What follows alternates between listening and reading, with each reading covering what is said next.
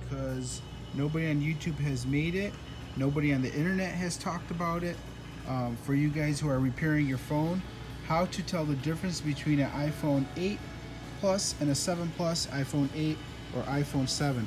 I ripped apart my good iPhone 8 just to let you guys know what the difference is, and I sat here and inspected it for about 45 minutes until I found a difference. I actually repair screens, so I went through them and make sure that they were all different. The only way that I noticed how to tell the difference of an iPhone 7 or an iPhone 8 is this right here. Check out these metal brackets.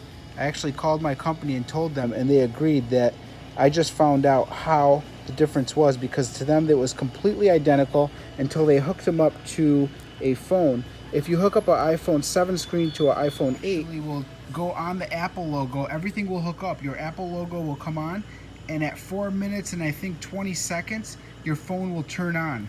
So it actually works, which is funny. But the difference is these little tiny metal clip brackets at the top here. This is an iPhone 8 and the iPhone 7. And swing over here to the iPhone 8 Plus, same metal bracket, plastic bracket. So that's how you tell the difference, guys.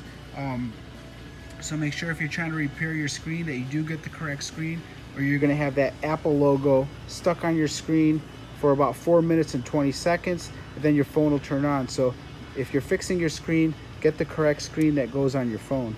So thanks for watching. Hope this video helped you guys out on how to tell the difference between iPhone 8 Plus and 7 Plus and 7 and 8. So thanks a lot.